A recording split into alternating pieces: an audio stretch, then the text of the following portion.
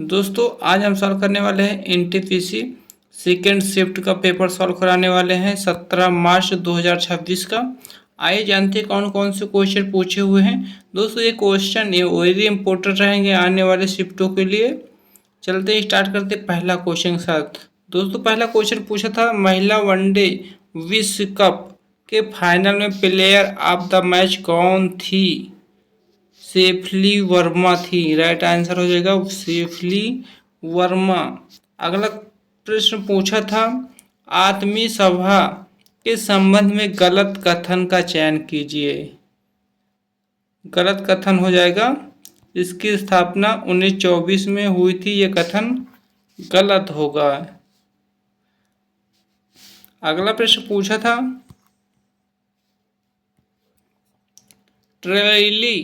ट्रेली इस्मान saver सैन्य अभ्यास की मेजबानी किस देश ने की। राइट आंसर हो जाएगा ऑस्ट्रेलिया। ऑस्ट्रेलिया ने की थी। अगला क्वेश्चन है विंडोज में आंशिक नाम के आधार पर फाइलों को खोजने के लिए किस वाइल्ड कार्ड कैरेक्टर का उपयोग किया जाता है। यह हो जाएगा right answer C asterisks. Right answer C सही होगा। अगला क्वेश्चन पूछा था हाल ही में खबरों में रहा पंचायती राज मंत्रालय द्वारा शुरू किए गए सभा सार टूल का मुख्य उद्देश्य क्या था। मुख्य उद्देश्य क्या था। राइट आंसर हो जाएगा उपयोग करके ग्राम सभा की रिकॉर्डिंग से बैठक की कार्रवाई स्वचालित रूप से तैयार करना। राइट आंसर हो जाएगा सी सही। अगला प्रश्न पूछा था प्रारंभिक लौह युग में भारत की मुख्य फसलें क्या थी।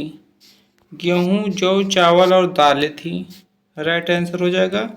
अगला प्रश्न पूछा था भारतीय संविधान के किस अनुच्छेद के अनुसार केंद्र शासित प्रदेशों के प्रशासन की नियुक्ति राष्ट्रपति के द्वारा की जाती है। राइट आंसर हो जाएगा अनुच्छेद 239 के तहत। अगला प्रश्न पूछा था प्रथम विश्व युद्ध के दौरान गदर पार्टी की स्थापना का मुख्य उद्देश्य क्या था। प्रथम विश्व युद्ध के दौरान गदर पार्टी की स्थापना का मुख्य उद्देश्य क्या था। राइट आंसर हो जाएगा ब्रिटिश सेना में भारतीयों की भर्ती कराना। राइट आंसर सी सही होगा।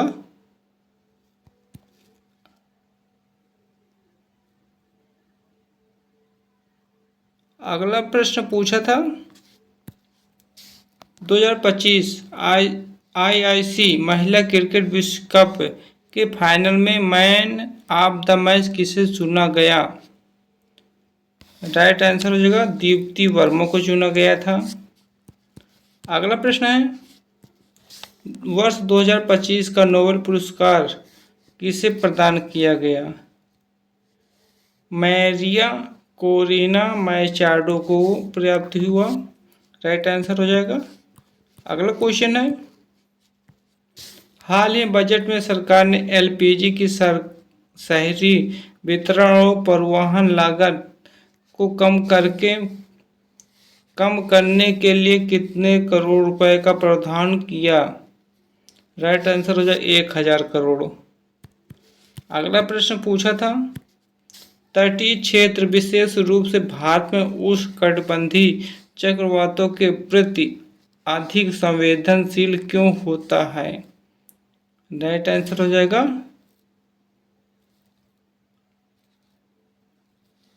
गर्म समुद्री की सतह का तापमान और उच्च आर्द्रता के कारण हो जाएगा।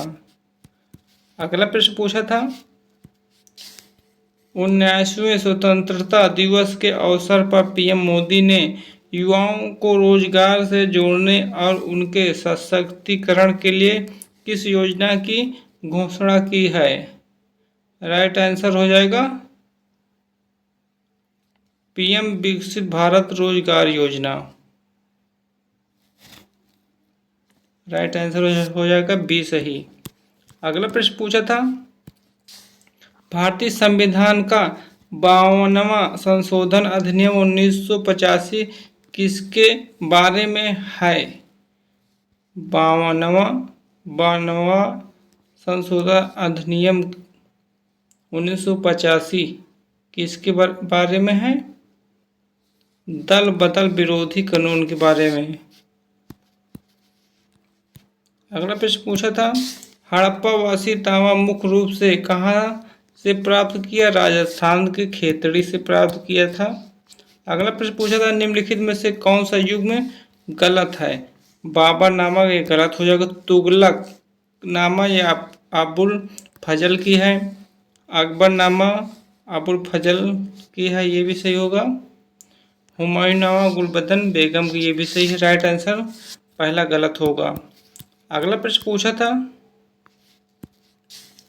मजनू शाह किस आंदोलन से संबंधित हैं? राइट आंसर हो जाएगा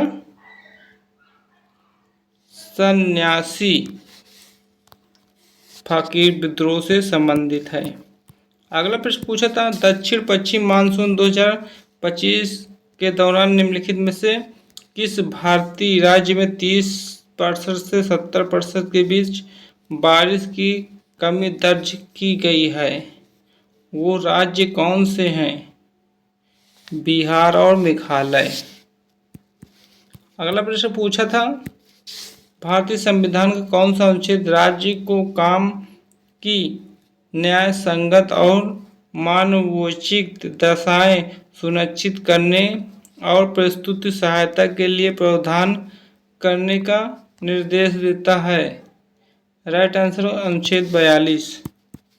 अगला प्रश्न पूछा था, स्थिर ताप पर बॉयल का नियम गैस के किन दो गुणों के बीच संबंध बताता है? राइट आंसर हो जाएगा दाब और आयतन। अगला प्रश्न पूछा था, कोशिका की गतिविधियों को कौन नियंत्रित और प्रतिबंधित करता है? राइट आंसर हो जाएगा केंद्रक। अगला प्रश्न पूछा था, भारतीय संविधान की 10वीं अनुसूची के संदर्भ में निम्नलिखित में से कौन सा कथन सही है? राइट आंसर हो जाएगा एक निर्दलीय चुना गया सदस्य यदि चुनाव के बाद किसी राजनीतिक दल में शामिल हो जाता है। अगला प्रश्न पूछा था, भारत में गेहूं किस प्रकार की फसल है? ये रबी की फसल है गेहूं। अगला प्रश्न पूछा था, जब किसी वस्तु को लंबवत रूप से ऊपर की ओर फेंका जाता है तो ऊपर उठते समय उसकी स्थिति ऊर्जा का क्या होता है? यह बढ़ती है। अगला प्रश्न पूछा था, भारत में लौटते हुए मानसून का दूसरा नाम क्या है? उत्तर पूर्वी मानसून है। अगला प्रश्न पूछा था, निम्नलिखित में से किसे कर्नाटक संगीत के त्रिमूर्ति में से एक दक्षिण भारत के एक विपुल संगीतकार के रूप में माना जाता है जो अक्सर कई रंगों के निर्माण से जुड़े हैं? राइट आंसर हो जाएगा त्यागराज। अगला प्रश्न पूछा था, प्रिंटर एक उदाहरण है। प्रिंटर एक आउटपुट डिवाइस का उदाहरण है। दोस्तों ये लास्ट क्वेश्चन था। जय हिंद, जय भारत।